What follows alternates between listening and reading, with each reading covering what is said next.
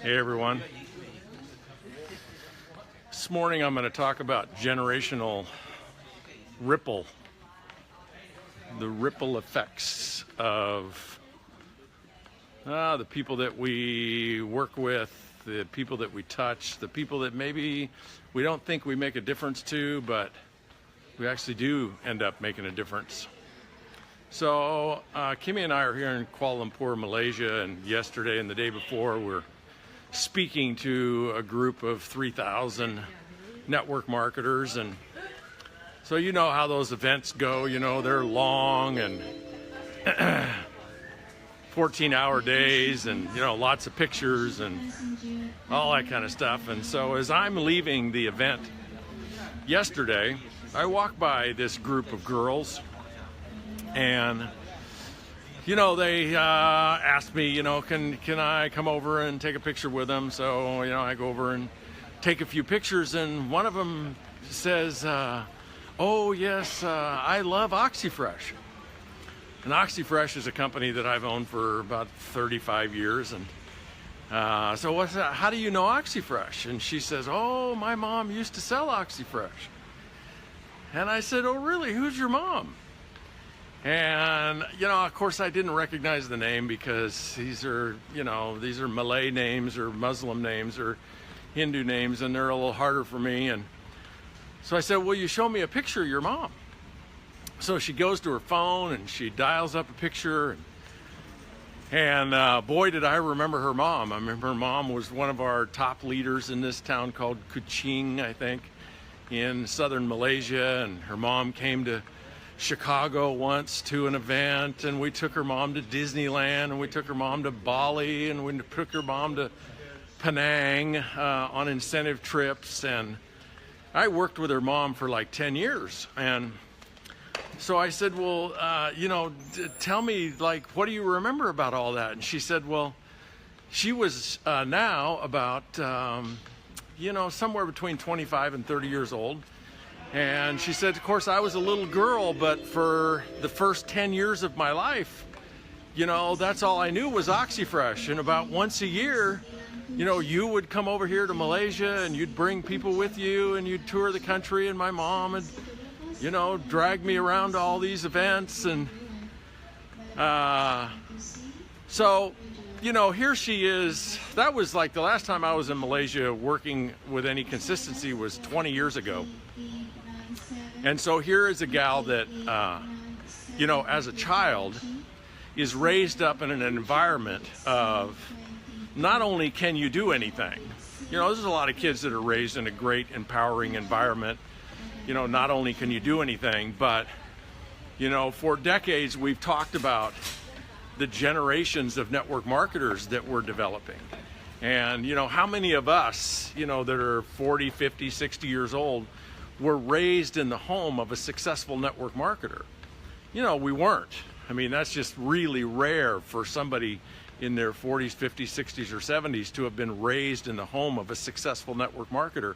So, of course, our attitude about network marketing is, you know, almost all of us were, you know, quite skeptical, and we didn't understand it, and we didn't believe in it, and, you know, we have this bad taste in our mouth maybe about it. And you know, that's why I wrote the book, The 4-Year Career, is to help people understand it. And so here is this young lady, and in the comments, I'm going to post a picture of she and I yesterday at the convention center, and then her mom sends us a couple of pictures that her mom still had. I mean, this is pre-pictures on your cell phone. These are actual photos. I guess she took a picture of with her cell phone.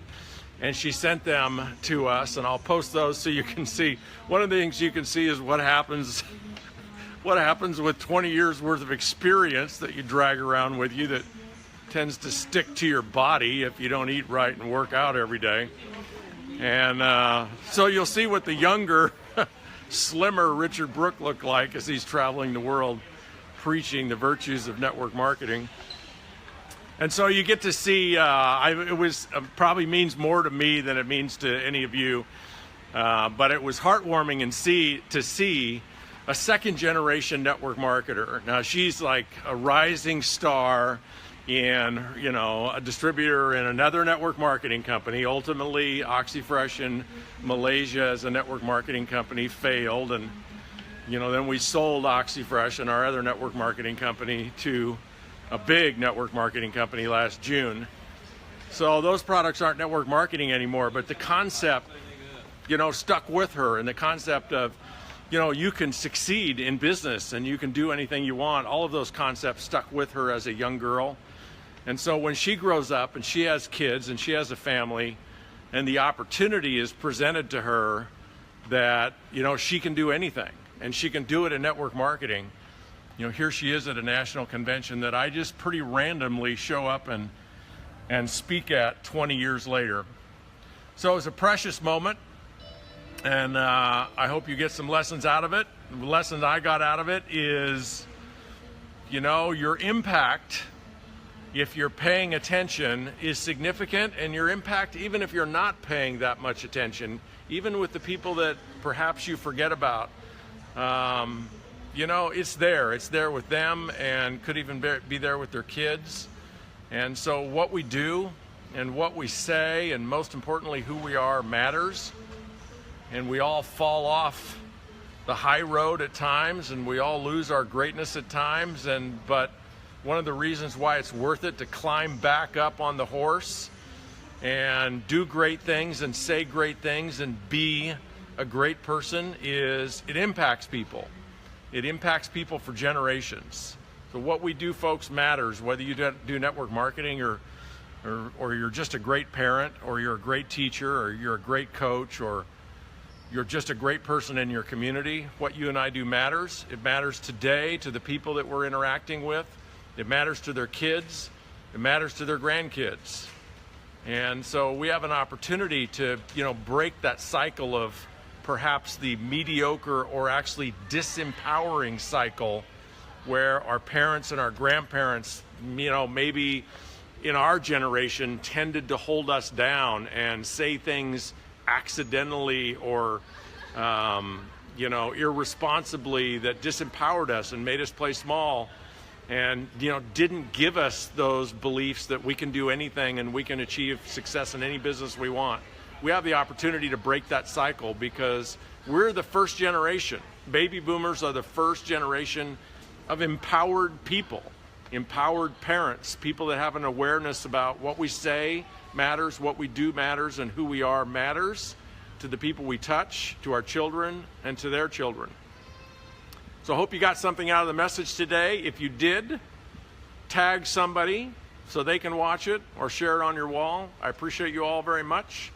We're headed off to the island of Borneo, which we apparently, Kimmy Googled, is the third largest island in the world, and the largest island in the Eastern Hemisphere, or whatever that is, I don't know, somewhere around Asia. It's so big that there's 3 different countries on the island of Borneo, and I guess it's just small enough not to be its own continent. Now we're going to go there and do some leadership training for a couple of days and hang out on the beaches of Borneo. Talk to you tomorrow.